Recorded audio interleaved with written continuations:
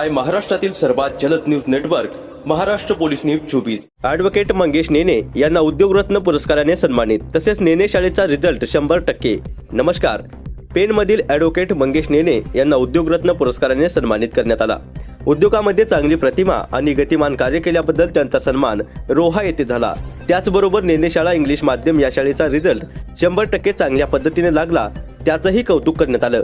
या सर्वांच्या मागे ठामपणे उभे असलेले मंगेश दादा नेने कोणत्याही शाळेच्या यशामागे विद्यार्थ्यांची मेहनत, शिक्षकांचे मार्गदर्शन आणि पालकांचे सहकार्य हे महत्त्वाचे असते। याचप्रमाणे आमच्या शाळेने इयत्ता 10वीच्या निकालात 100% यश संपादन केलं आहे। या यशामागे विद्यार्थ्यांचे परिश्रम, शिस्त, नियम, अभ्यास आणि शिक्षकांचे सातत्यपूर्ण मार्गदर्शन हेच प्रमुख कारण आहे। विद्यार्थ्यांनी आपल्या कष्टाच्या जोरावर हे यश मिळवले असून त्यांच्या उज्ज्वल भविष्यासाठी शाळा नेहमीच प्रयत्नशील राहील। NVG ॲडव्हेंचरस फाउंडेशनचे अध्यक्ष डॉक्टर मनीष वनगे सर, उपाध्यक्ष Nene sir, secretary doctor Sonali Vanage madam, खजिनदार ज्योती गुरव मॅडम, सदस्य श्री प्रकाश गुरव सर यांचे मोलाचे सहकार्य आणि मार्गदर्शन मिळाले। सुप्रिया विखनर, मुख्याध्यापिका प्राथमिक, मुख्याध्यापिका पूर्व प्राथमिक, जमिला शिरपूरवाला, शिक्षक वृंद, इयत्ता विषय शिक्षक तसेच शिक्षकेतर कर्मचारी यांचे मोलाचे सहकार्य लाभले। त्याचबरोबर पालकवर्गाचेही सहकार्य अत्यंत महत्त्वाचे ठरले। महाराष्ट्र पोलीस 24 साठी रायगड जिल्हा उपसंपादक संजय गायकवाड। कोनायसन स्कूल ही शाळा गेली 7 वर्ष कार्यरत आहे। CBSE बोर्डाचा करिक्युलम आम्ही राबवतो आणि त्या बोर्डाच्या परीक्षेमध्ये यंदा आमचा 100% रिझल्ट लागलेला आहे। सातत्यपूर्ण मूल्यमापन, विविध प्रकारच्या परीक्षा आणि योग्य असं प्रकारचं गायडन्स शिक्षकांकडून विद्यार्थ्यांना वेळोवेळी दिलं जातं आणि त्याचाच हा परिणाम सातत्याने दुसऱ्या वर्षीही आमचा 100% निकाल लागलेला आहे। कृतीयुक्त शिक्षण आणि विद्यार्थ्यांमध्ये व्यक्तिमत्व विकास, त्याचबरोबर विविध क्षेत्रामध्ये अभ्यास करताना येणारा तणाव यावरचं काउन्सिलिंग या वेगवेगळ्या पद्धतीने विद्यार्थ्यांच्या समस्यांना आम्ही सामोरं जातो आणि विद्यार्थ्यांना अभ्यासामध्ये त्याचबरोबर व्यक्तिमत्व विकासामध्ये प्रगती करण्यासाठी ही शाळा कार्यरत आहे। या सगळ्यासाठी आम्हाला आमच्या मॅनेजमेंटकडनं देखील अत्यंत उत्कृष्ट असं सहकार्य आणि गायडन्स मिळत असतं। मी प्रायमरीच्या मुख्याध्यापिका जमिला मॅडम आणि मी प्रायमरीची मुख्याध्यापिका सुप्रिया विखनकर आम्ही सहकार्याने पूर्ण शाळेमधल्या विद्यार्थ्यांच्या प्रगतीवरती लक्ष ठेवून असतो आणि त्यामुळे 10वीच्या विद्यार्थ्यांचाही निकाल अतिशय उत्कृष्ट लागलेला आहे। मंगेशजी, आपण शाळेच्या संदर्भामध्ये सुद्धा चांगलं काम करत आहात आणि आपल्या इंग्लिश शाळेचा सुद्धा रिझल्ट चांगला आहे, काय सांगाल त्याबद्दल? नमस्कार, मी ॲडव्होकेट मंगेश नेने। पेणला मी 6 वर्षापूर्वी कोनायसन स्कूल म्हणून एक CBSE शाळा काढली आणि त्याचं आता 10वीचं दुसरं वर्ष पूर्ण झालं आणि दोन्ही वर्षी 100% आमचा निकाल लागला।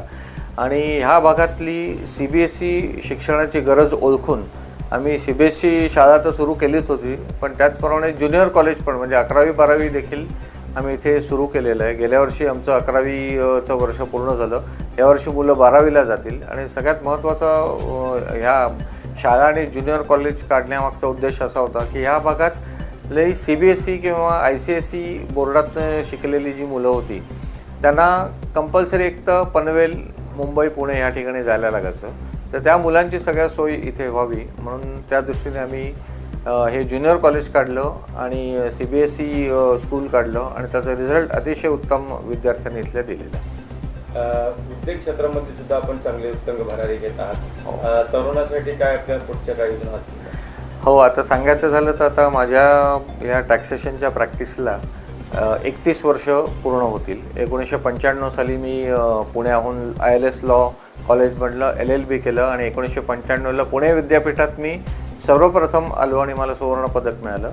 पण पहिल्यापासून कर सल्लागार म्हणून काम करण्याची जी इच्छा होती त्यामुळे मी 1995 पासून टॅक्सेशन म्हणजे आत्ताचं जर म्हणाल तर GST आणि इन्कम टॅक्स या क्षेत्रात मी प्रॅक्टिस करतो आहे आणि माझं एक रोहा आणि अलिबाग या ठिकाणी ऑफिस आहे आणि 30 वर्ष अव्याहतपणे आणि प्रामाणिकपणे मी कर सल्लागार म्हणून इथे रायगड जिल्ह्यात काम करतो।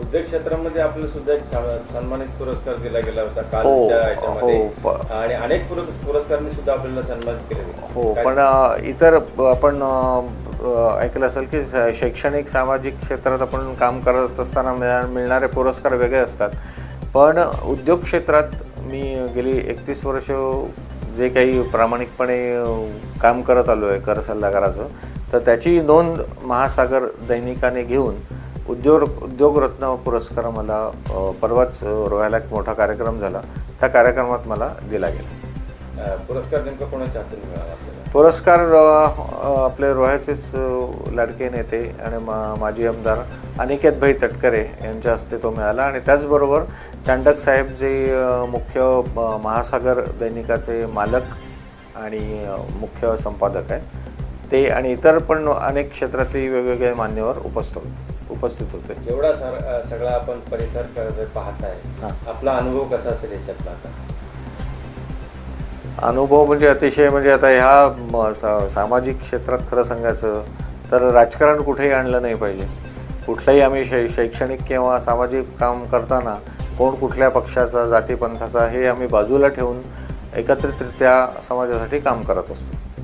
अडीअडचणी पण भरपूर आल्या असतील. अडीअडचणी तर येतच असतात, पण जशा अडीअडचणी येत असतात तशी समाजात मदत करणारी मंडळी पण असतात.